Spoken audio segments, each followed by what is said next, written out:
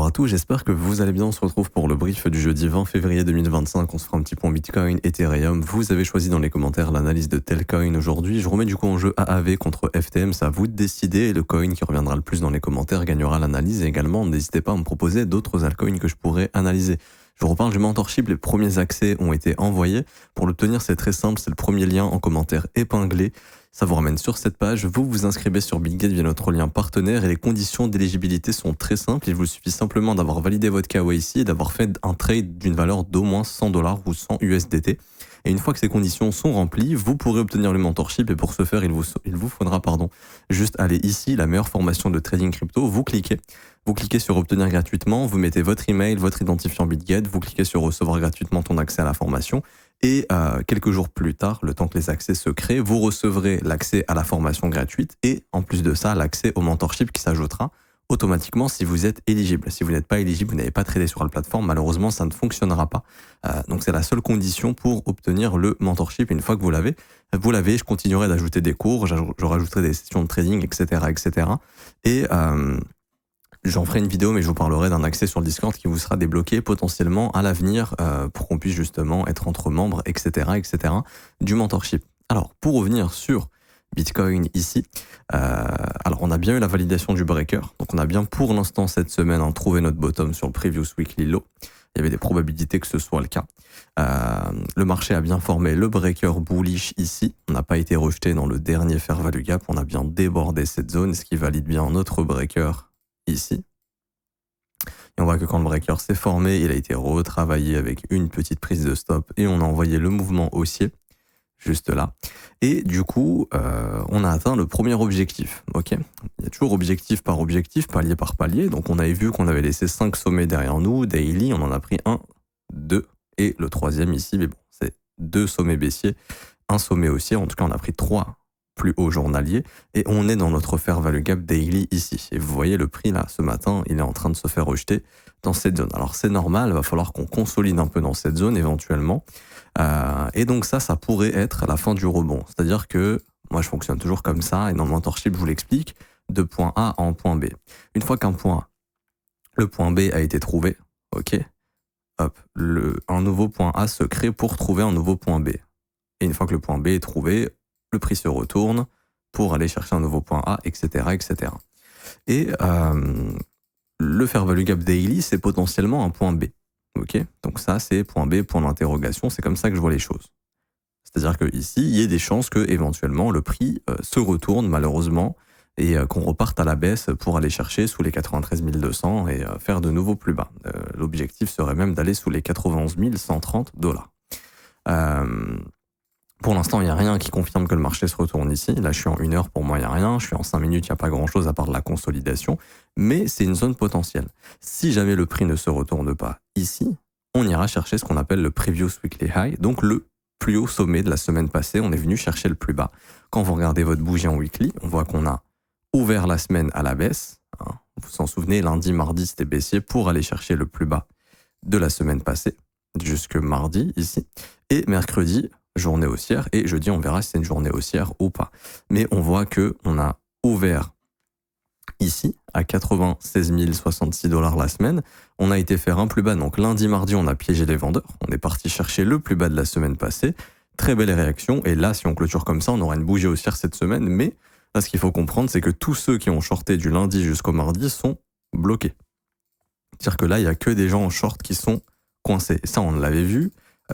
Sur les open interest, on avait vu qu'il y avait beaucoup de gens qui s'étaient jetés en short sur ce dip. Là, une bonne partie ont été liquidés. Déjà, on voit les open interest qui sont revenus au même endroit où ils étaient avant que les gens se mettent à short.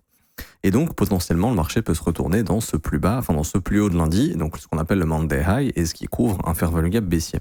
Si le prix ne se retourne pas dans ce fair value gap, on ira chercher tout simplement le plus haut de la semaine passée. Donc ça sera au-dessus des 98 800 $. Et ça sera éventuellement également, tu peux jamais le savoir à l'avance, un futur point B. Ok, si le point B n'est pas là, c'est-à-dire que le point de retournement n'est pas là, le futur point de retournement peut être ici. Et pareil, si le prix ne se retourne pas ici, le futur point de retournement peut être ici au-dessus des 100 000. Si le prix ne se retourne pas au-dessus des 100 000, à ce moment-là, le futur point de retournement pourrait être au-dessus des 102 500, une zone dont on a parlé plusieurs fois. Mais toujours petit à petit crescendo, ok, c'est pas je me dis, ok, to the moon, c'est bon. Non, toujours palier par palier. Là, on est dans une zone où le prix peut se retourner. On observe le prix, on voit ce qu'il fait. Par exemple, si le prix il se met à nous refaire des gros fair value gap baissiers comme ça, hop, avec des grosses bougies baissières et que d'un coup, le truc nous refait des fair value gap baissiers, là, oui, il y a un monde dans lequel, bon, on a rejeté et la confirmation, hein, ce sera le respect des fair value gap baissiers, repasser sous le breaker. Et donc là, ça sera la confirmation qu'on va probablement aller rechercher plus bas. Alors, il y aura potentiellement ce fair value gap ici qui pourrait permettre au prix de faire un creux ascendant. Mais pour moi, du moment où tu perds le breaker, là, ça sent pas bon et ça indiquera plutôt une continuation baissière. Ok ? Donc, c'est ces choses-là qu'il va falloir observer. Pour l'instant, il n'y a rien. Du coup, pour l'instant, c'est de la consolidation dans le fair value gap daily et c'est son rôle. Hein. Peut-être qu'il y en a même en 12 heures éventuellement. Ici, voilà, ouais, on le voit bien là, le gros fair value gap qu'on est en train de bosser. Donc, daily 12 heures, c'est une zone qu'on va travailler, c'est normal. Le prix peut se faire rejeter ici. Maintenant, il n'y a pas encore de displacement, par exemple un gros mouvement baissier comme ça, hop, qui pourrait indiquer qu'on a marqué un sommet avant de reprendre une direction baissière. Donc là, je suis en 5 minutes, mais éventuellement, on pourrait. Mais je ne dis pas que ce n'est pas un top. Ok, j'en sais rien si le marché va se retourner ici. Moi, je suis comme vous, j'attends de voir. Ok, si j'ai une pattern de retournement, là, je me dirais, ok, bah, potentiellement, c'était le top de notre rebond. Malheureusement, on repartira au sud, mais là, actuellement, ce n'est pas encore le cas. Donc, faites bien attention dans cette zone. Et si on se retourne pas ici, prochain objectif, du coup, le sommet de la semaine passée à 98 800. N'oubliez pas que ça reste un range hein, dans l'idée et que le prix fait du va-et-vient dans tous les sens, qui prend les points d'intérêt. Et qu'ensuite, soit il continue, soit il se retourne. C'est ce que fait le prix depuis plusieurs semaines ici. Parce que n'oubliez pas qu'on est coincé dans cet énorme range et qu'on finira par déborder une de ces deux bornes avant de prendre la vraie direction. Par exemple, si on fait ça, c'est plutôt baissier.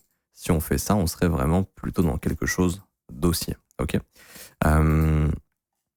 Si on suit un concept de state delivery, en théorie, on devrait plutôt faire ça maintenant. Mais bon, ça, encore une fois, il faudra observer tout ça. J'ai pas plus de choses à dire pour Bitcoin. Donc voilà, notez bien qu'on est dans une zone importante. Je l'avais noté ici, hein, Monday High plus le fair value gap. On voit que ça a été chassé. Et maintenant, on attend de voir un petit peu comment va réagir le prix dans cette zone. On voit que ça consolide depuis 1, 2, 3, 4 heures maintenant. Et il faudra attendre la résolution de cette contraction. J'ai pas plus de choses à dire ici sur BTC. On va aller sur ETH. Et cette semaine, il n'y a pas de news écho. Donc, il n'y a pas forcément de gros décalage de prix qui peut se former via des news, par exemple. C'est la semaine prochaine qu'on a des news intéressantes et ce sera vendredi. Donc, vendredi, le 28 février, dernier jour du mois, on aura le corps PCE, les chiffres du PIB et des expirations d'options. Mais ça, j'y reviendrai la semaine prochaine. Et du coup, ici, pour revenir sur ETH.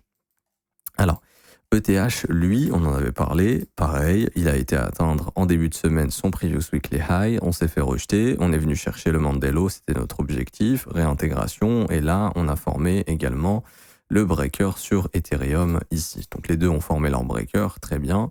Maintenant, il va falloir observer qu'est-ce qui se passe. Est-ce que le prix va continuer? Pour moi, ETH, il n'a pas forcément atteint de point d'intérêt exceptionnel, à part le sommet de mardi. Je trouve que le point d'intérêt, ça resterait le sommet de lundi, mais ça va dépendre de Bitcoin. Vous êtes d'accord? Si Bitcoin il se retourne maintenant, Ethereum va le suivre. Et à ce moment-là, Ethereum, son point d'intérêt, ce sera probablement ses plus bas ici à 2540 et 2518. Si Bitcoin ne se retourne pas dans son fair value gap daily et qu'il va chercher son previous weekly high, donc son sommet de la semaine passée à 98 500, à ce moment-là, Ethereum ira chercher ce qu'on appelle le plus haut de lundi à 2850 $. Je rappelle que théoriquement, Ethereum a des probabilités de revenir chercher cette zone, 2900, 3100, on en a parlé depuis quelques temps, pour théoriquement, malheureusement, revenir chercher plus bas, c'est-à-dire au moins sous les 2500. Donc dans l'idée, ce serait de faire une poussée du prix dans les 3000, 3100, que ce soit un piège pour prendre le contre-pied et revenir sous les 2500 minimum.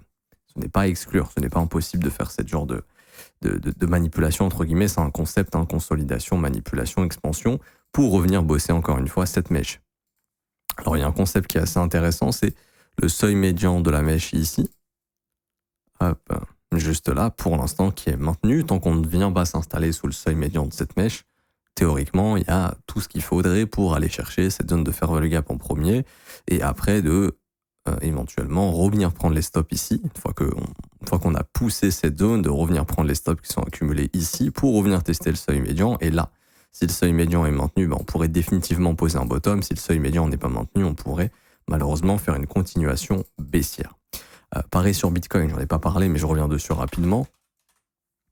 Par exemple, Bitcoin, ici, si vous prenez le seuil médian de cette grosse mèche ici, on voit que pour l'instant, c'est maintenu parfaitement. Tant que c'est maintenu parfaitement, il n'y a pas forcément de volonté tout de suite à aller récupérer le plus bas à 91 130. Imaginons le prix se retourne aujourd'hui dans le fair value gap baissier et qu'on clôture sous les 0,5, là, il y aura énormément de probabilité d'aller chercher cette prise de stop à 91 000. Ça sera notre prochain point d'intérêt. Et pour moi, en intraday ou en swing, il faudra spéculer short pour ramener le prix au moins en 91 130. Là, mon premier objectif a été atteint, qui était le Monday High. Ok.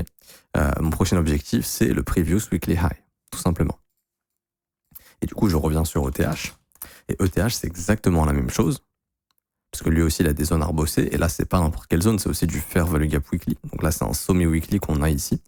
Et il faudra voir justement si on va pouvoir ou pas aller déclencher cette zone. Okay, donc ça va dépendre du Bitcoin, s'il rejette dans ce Monday High ou pas. Et si c'est pas le cas, on devrait en théorie aller pousser sur Ethereum jusqu'au sommet de lundi. Alors moi, ce que je vais noter ici, c'est, ça c'est bon, le range il a été déclenché.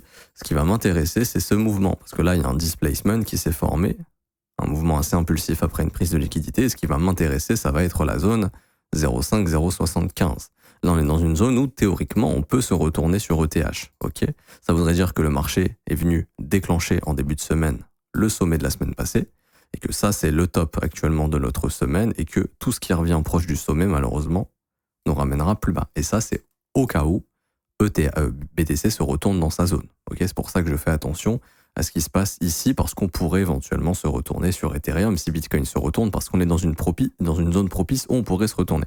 Maintenant, quand je vois la structure du prix ici, le breaker bullish, etc., pour moi, tant que le breaker bullish est maintenu, dans l'idée, ce serait d'essayer d'aller chercher le plus haut de lundi, mais encore une fois, ça dépendra beaucoup du Bitcoin. Mais en tout cas, on a des structures qui se sont formées sur BTC et ETH qui sont sympas pour essayer d'aller plus haut. Maintenant, il faut que Bitcoin passe justement cette zone de fair value gap baissier en daily pour aller nous chercher plus haut, ce qui entraînera Ethereum un petit peu plus haut. Donc observez bien Bitcoin, parce que c'est lui qui donnera la direction. Ethereum va simplement suivre.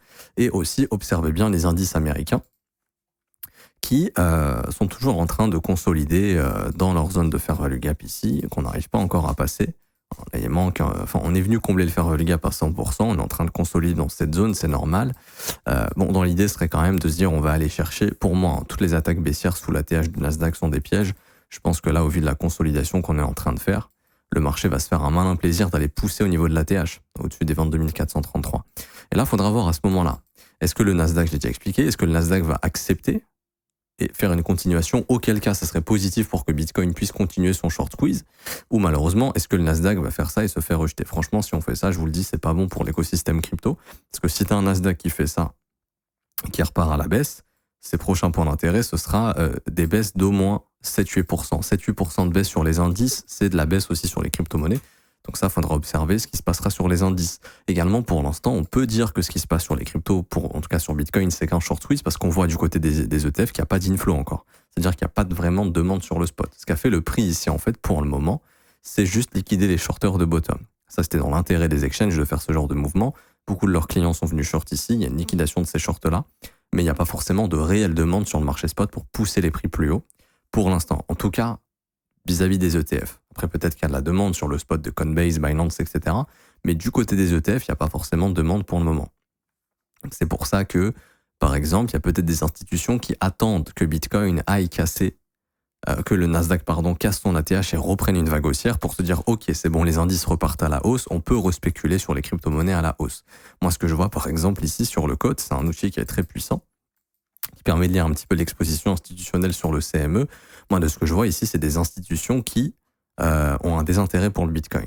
Okay, quand les institutions sont short, c'est qu'elles sont bullish. Vous allez dire, mais il est con ou quoi, lui, son short apparaît à la baisse du tout. En fait, sur le CME, quand tu viens shorter, c'est que tu es exposé au Bitcoin. Et en fait, tu viens protéger ton exposition, parce que les institutions, elles peuvent pas, vous doutez bien, j'ai une exposition de 500 millions de dollars. Si je dois vendre, je peux pas le faire sur le spot, en fait. Donc, je vais acheter, par exemple, 500 millions en spot, et je vais aller short 500 millions et je vais manager. C'est-à-dire que je vais fermer mon short sur le CME, je vais le rouvrir, etc.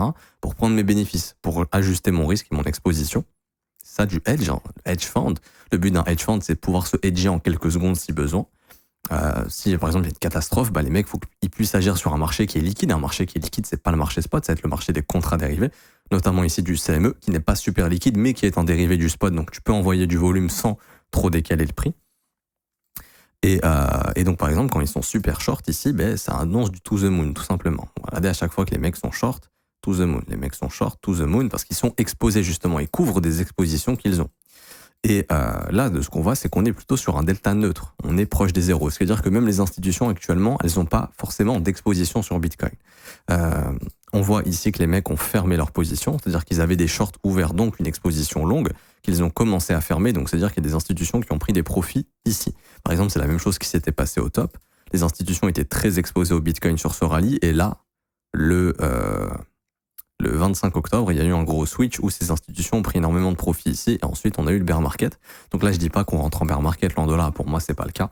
Je dis juste que on voit bel et bien qu'il y a eu de la prise de bénéfices ici. Et que par exemple, on pourrait attendre que le cote ici soit bien bas pour nous indiquer, ok, les institutions sont revenues massivement acheter du BTC. Donc par exemple, si les prix consolident et que d'un coup les mecs on les voit shorter comme ça, c'est qu'ils sont en train d'acheter cette consolidation et qu'on aura probablement un breakout au nord. En revanche, si par exemple là ça reste toujours proche de zéro, c'est-à-dire que les mecs sont pas intéressés pour acheter cette zone, et si par exemple il y a un nettoyage du BTC, par exemple pour aller combler le gap ou autre, que sais-je, et que là ça se met à shorter, c'est-à-dire que ces institutions achèteront ce repli, et que éventuellement il y aura de grosses probabilités d'aller chercher plus haut. Mon collègue il a fait un petit indicateur ici, qu'il a lissé en fait, pour voir quand est-ce que les institutions sont plutôt exposées pour qu'on ait un rallye, et là on voit que c'était pas le cas, là on voit que c'était le cas. Là, on voit que c'était le cas également de décembre jusqu'à mars 2024, ici. Là, elles se sont remis justement à prendre des bénéfices. Ensuite, elles ont reconstruit des positions, on le voit ici, de août 2024 jusqu'à novembre. Ça a été le bottom avant l'accélération haussière. Donc ça, c'est un outil qui est très très puissant, qui permet de voir que pour l'instant, même du côté des institutions, il n'y a pas forcément beaucoup d'intérêt pour Bitcoin. Et c'est tout à fait normal, puisque le Nasdaq lui-même est dans une grosse consolidation et dans une sorte de range qu'on attend de résoudre. Et donc c'est pour ça que je dis que si le Nasdaq fait up, c'est pas bon. Par contre, si le Nasdaq fait ça et qu'il relance une jambe haussière, là, ça serait éventuellement positif pour les cryptos, à voir si elles pourront suivre ou pas. Je m'arrête ici pour aujourd'hui, j'espère que ça vous aura plu. Si c'est le cas, n'hésitez pas à bombarder les pouces bleus, vous abonner, à mettre un petit commentaire si ce n'est pas déjà fait. Également, je vous rappelle, en commentaire épinglé, vous avez l'accès à la formation gratuite, mais maintenant au mentorship. Conditions d'éligibilité sont très simples, juste s'inscrire sur BitGet via notre lien partenaire et avoir fait un trade d'une valeur de minimum $100. Une fois que ça c'est fait, vous serez éligible et vous aurez l'accès au mentorship. Également, vous avez aussi la possibilité de rejoindre notre copy trading avec des stratégies qui sont rentables. On met tous les résultats dans les Discord tous les jours, les gains, les pertes, les résultats net. Donc par exemple la stratégie SPT la semaine dernière plus 7,80 R, c'est énorme, c'est notre meilleure semaine. Games of Thrones ici plus 0,25 R, et les stratégies LIM qui continuent de faire de la stratégie LIM, c'est-à-dire d'acheter les dips et de revendre les rebonds et d'enchaîner les TP. Donc pour l'instant tout se passe bien. Pour ceux qui veulent nous rejoindre, c'est 100% gratuit, vous conservez 100% des gains. Vous avez juste à cliquer sur rejoindre copy trading. Si vous êtes inscrit sur BitGet via notre lien partenaire, si ce n'est pas déjà fait, faites-le, et ensuite cliquez sur rejoindre copy trading. Il y a juste à remplir le formulaire, prénom, email, identifiant BitGet, vous cliquez sur rejoindre et ensuite vous cliquez sur configurer le copy trading. Il y a 4 vidéos de tutoriel à regarder, 1, 2, 3, 4, et ça vous montrera comment configurer la plateforme de copy trading sur votre compte, et c'est 100% gratuit, 100% sécurisé, vous conservez 100% des gains, et vous avez aussi la possibilité de rejoindre l'école si vous voulez vous former à mes côtés. Donc ça, c'est le seul abonnement qui est payant, 49 € par mois. Vous aurez accès à la formation de l'école, qui est une formation de 19 heures de cours vidéo plus 8 modules. C'est vraiment la formation la plus complète que j'ai faite ici. Et vous aurez également l'accès au brief privé avec les élèves tous les jours du lundi au vendredi. On analyse les marchés ensemble, on trouve des opportunités ensemble, je réponds à vos questions. Et vous aurez aussi un accès privilégié au Discord dans la partie privée des élèves avec moi-même, mes collègues professeurs qui seront là pour vous aider. Ça commence à 49 € par mois, c'est sans engagement. Vous avez aussi les offres 3, 6 et 12 mois. Et vous avez également, juste ici, les témoignages des élèves si vous souhaitez les lire et nous rejoindre. En tout cas, vous êtes les bienvenus. Si vous voulez progresser et vraiment développer une approche du trading professionnel, c'est dans l'école que ça se passe. Et vous avez aussi vraiment une très très bonne formation avec le mentorship, si jamais, qui va énormément vous aider et qui peut vraiment faire de vous un très très bon trader en intraday également. Je m'arrête ici, on se retrouve tout à l'heure pour l'analyse de Telcoin. À tout à l'heure, ciao ciao.